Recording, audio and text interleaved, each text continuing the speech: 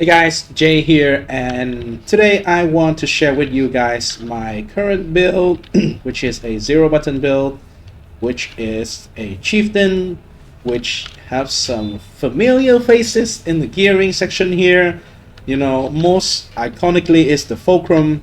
I bought this yesterday for 90 chaos, and currently it is 2.5 divine, which is around about close to 300 chaos.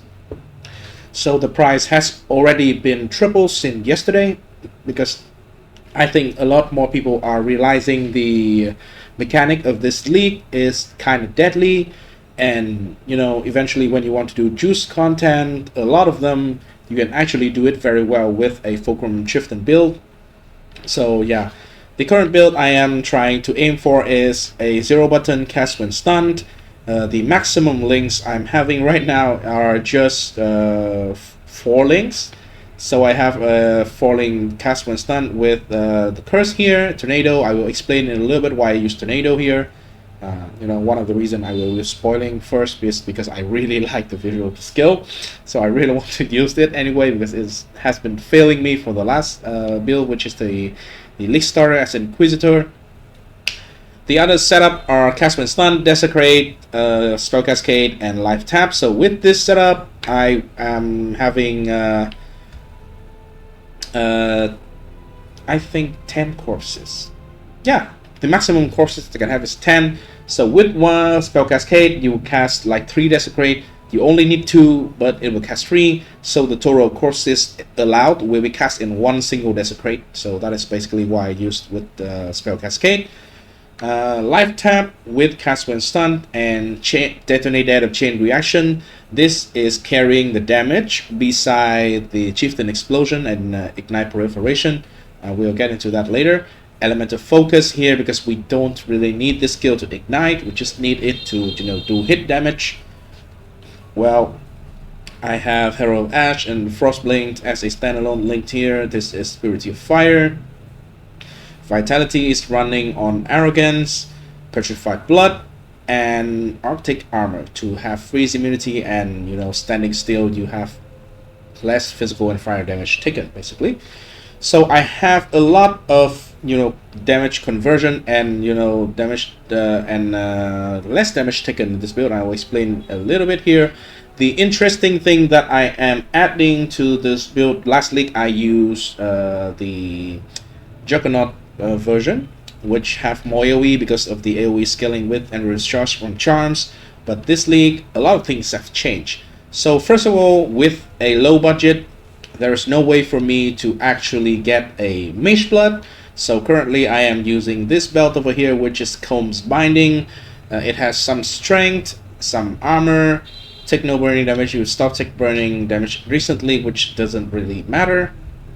But the most important thing here is nearby enemies convert 25 of their physical damage to fire.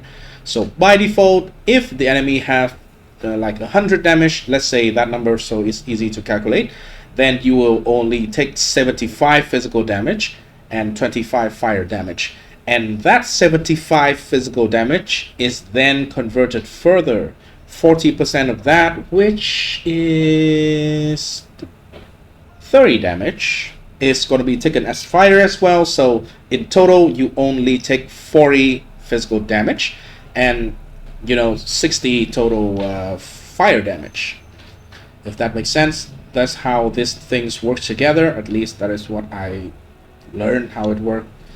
Well, the amulet slot before the go-to amulet was the Defiance of Destiny, but one big problem this league, Defiance of Destiny seems to be much rarer. I'm not sure if it's just the drop rate or, you know, there's anything changes there, but maybe it's just because there's not as much item drop as last league, so there are not many available on the market anyway. But there are like a few Defiance of Destiny on the market, but they are very, very, very damn expensive. It's like 30 divine or something currently, I think. Last time I checked, it's like 26 to 27 divines. It probably will go up in price, so it'll be a while until I can afford it. So I decided to go for replica as a foible. This one I bought with the enchantment already. It is a decent enchantment. It's not the best, I mean, but it's workable for this build. It's usable, so I, so I think, well, that's usable, so let's take it. You don't need to have this enchantment, but anointment. Yeah, you don't need to have this anointment, by the way, but this gives us a lot of life regen, basically. Currently, I am sitting at 1.1k regen. So, as long as we don't run regen, no regen map, we have a huge amount of regeneration. We can even run righteous fire if we want, because previous stage of this character from like the act leveling, I kind of run righteous fire most of the time. Anyway, I just run righteous fire, and then when I can equip all these kind of items, and I switch to cast with stun because I think it deals a little bit more damage, right? So the setup is still okay. Let me actually try to sell this thing here. Valerium, this is the new core item of cast when stun build, because it basically gives you the exact mastery, the stun energy shield stun mastery from last league, which got changed into something much worse. I mean, not entirely much worse, but it is worse for us, right? So it is 50% of your energy shield now added to your stun threshold. So the stun threshold still counts your life, which is not good for cast when stun in this case. So we have to use Valerium, or maybe if you want it to be another way, then you have to use it with the Skyforth boots. But Skyforth has the drawback of, removing all your life recovery. So yeah, all your life regen. So that's not ideal. So Valerium is the best in slot here. If you can, you try to shoot for something with nicer corruption. The energy shield is completely useless, so if you can, you look for corruption basically. And this enables the cast when stunned build basically. The other items are Cloak of Flame, because I'm Chieftain, so I want to convert everything taken to Elemental, so I can mitigate it with a lot of resistances. This glove has Ignite, you inflict spread to other enemies. This is very helpful for clearing, because without this one, it basically you don't have the proliferation. The Ignite from the fulcrum will still reflect to you, but it cannot spread to nearby enemies basically. So you need some kind of global proliferation. So it's either this implicit modifier on the glove or the fan the flame cluster jewel. So you need to have either of those. One is enough, and yeah, just have it, and then you will have the ignite proliferation from the Chieftain explosion. This is very basic Chieftain Ascendancy tree. The skill tree is pretty much the same as the last league for the Chieftain explosion.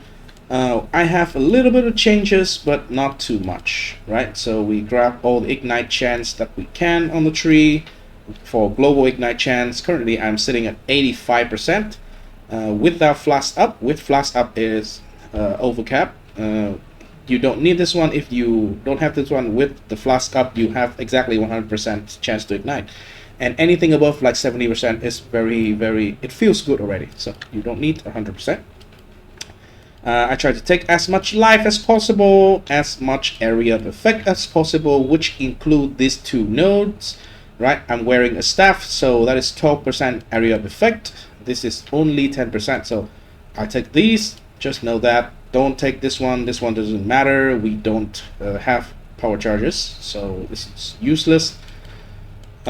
Take all the life. Take elemental overload, because we do deal damage with detonate dead chain reaction, which is a hit based skill. Take the revert for more damage with that. Okay. And the most interesting thing here, I would say, is Nature's Patient. So it gives you 2 grasping vine per second while you are stationary, and 2% chance to deal double damage per grasping vine, and also 1% less damage taken. That is the very important thing. Let me sell this one real quick. So grasping vine, you have maximum of 10 from here, because by default you can have up to 10 grasping vine here, right? 10 grasping vine. And you also have this boots over here. You gain 3 grasping vine per you take critical strike, and nearby enemies who are stationary will have a grasping vine every 0.5 second. These boots potentially in very juice content, in content that you got crit a lot, you can have 20 grasping vine here, not just 10, right? I have confirmed it with the information in the wiki. So you have this one from just standing still in Nature's Patient.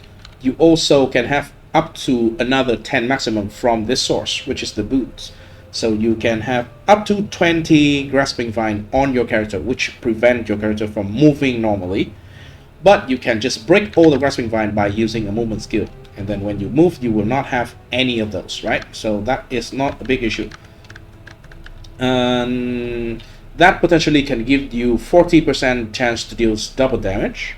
And also it gives you 20% global less damage taken, which is very, very, very, very strong. It is basically equal to a fortify, right? It applies to every single type of damage, including damage over time. So that is extremely strong for just damage. Because as you can see, I do not have the Defiance of Destiny, and you know, without the Defiance of Destiny, this is pure regen. So pure regen is not as strong as Defiance of Destiny, very obviously. The other source of extra recovery is instant recovery from the gain 15 life per enemy hit with spells here. Ideally, I would want a Watcher's Eye with the mod, like gain, you know, like 20 life or something per hit with enemies while affected by vitality, which we have in this build.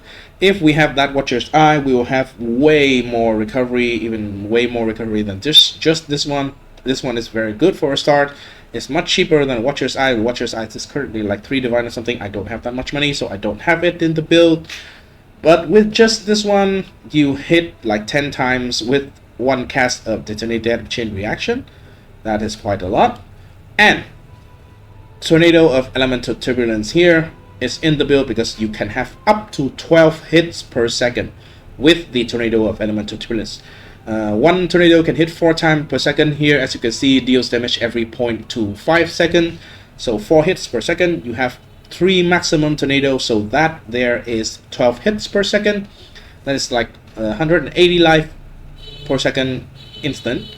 And you know, because I don't have my socket optimized here, if it is optimized, I can potentially have 2 more additional spells socketed and in the Castman Stun setup.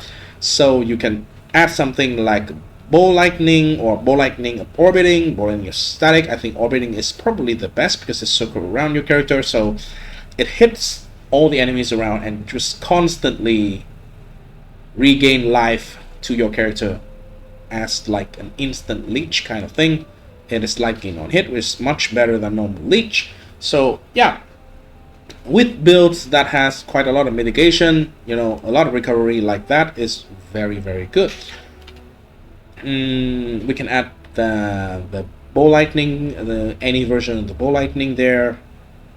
The other skills that kind of hit a lot is Blade Vortex, potentially. Maybe something like Firestorm Pelting also kind of hits a lot as well. So, you know, just spells that hit a lot of times in one cast will be very nice to combo with this. So that is everything I want to share about the build. Let me see if there's anything else I didn't talk about. Yeah, nothing. Just regular stuff. Just gear is just life in resistance. For the rare gears, try to have as much enough resistances. Damage taken as fire is nice here. You can have implicit on it. I did not have enough Eldritch currency, so I could not do that, but that is potentially additional damage conversion. On the skill tree, the mastery, I will go through this. The skill tree here, you can see it quite clearly, so I will just go through the mastery a little bit. This is reservation mastery, 1% maximum resistance, 1 life per 1% of uncapped fire resistance. We have quite a lot of it, so there is a lot of regen there, which is scaled by increased regen from all the sources. This one is the revert elemental one for detonate dead. This one is damage, physical damage taken as. We potentially don't have a lot of mitigation for physical, but you know, if I have better gear, I should be able to mitigate more chaos resistant. And currently, if I use a chaos flask here, the amethyst flask, I also have 41% chaos resistant. So yeah, taken as chaos is still some mitigation, more mitigation to physical. With all the sources, this is 10%. If I have another 7% or 8% from the implicit, that is 17 here, 40 here, 25 innately here, 10% here. That is a lot of the physical damage taken as other kind of damage, right? So yeah. This one is recoup. Recoup effect instead occur over 3 seconds. Where is the recoup coming from? Well, immutable force and blood notch. This is the form of recovery, very strong form of recovery. So taking this mastery make it basically 25% stronger for the recoup. This one I take a reduced extra damage from critical strike. Along with this one I am having 60% reduced critical strike. And if this boot works, all damage inflict poison against enemy with at least 3 grasping vine. I have potentially additional 50% reduced extra damage from critical strike there. So I have like more than 100% if the enemy is having at least 3 grasping vine there, right? The other things, just ignite duration here. This one is corrupted blood.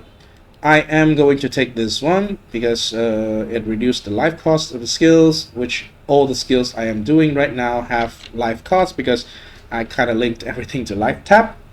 That is the best way to deal with mana cost in this build, I think. So life tap, and so I take this one. I will have instant recovery on kill, a little bit more damage, and then I can maybe even take the skill cost 30% life instead of mana, which will have with the...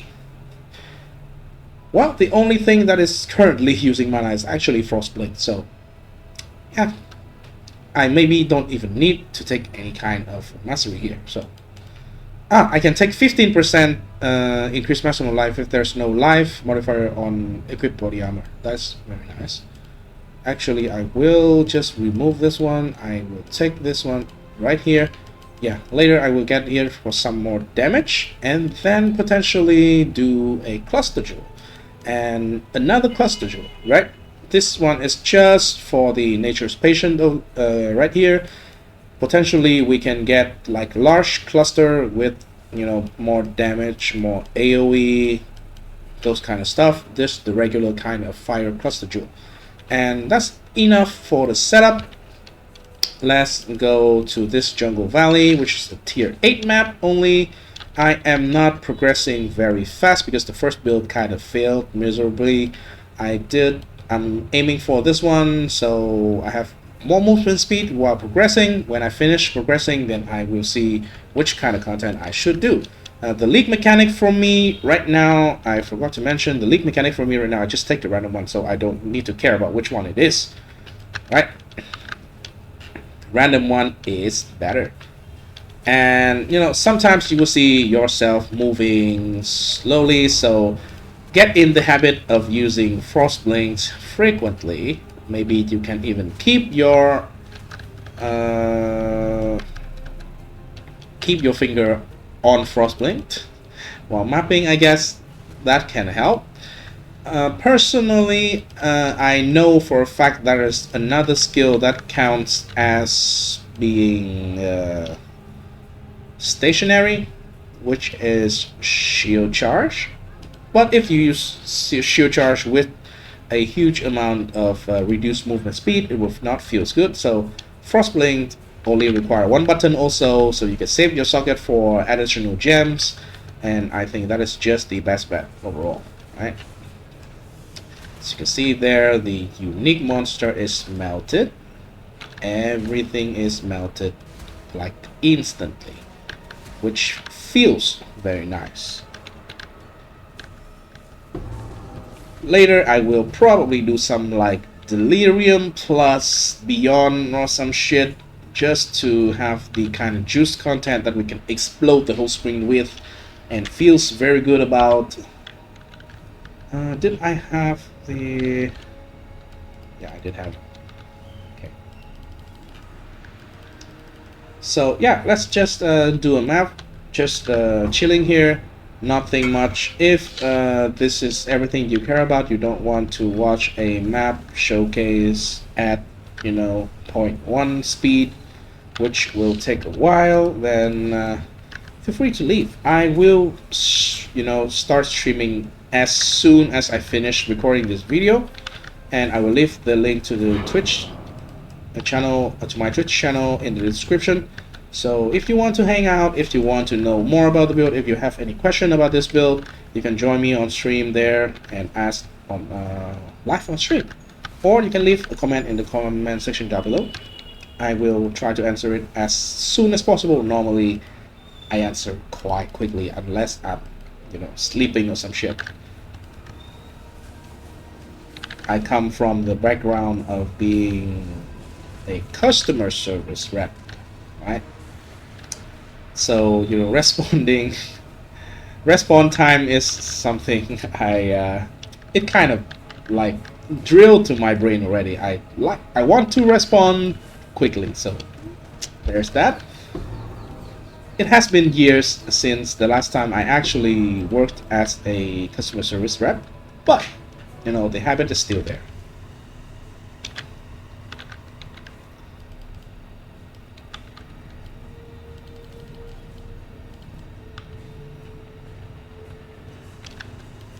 Well, take some time here, because the movement speed, it's not good. It will be much better with the vein, the node that give you movement speed on. Sorry man, I almost forgot that I have a trait that I need to do. Really sorry man.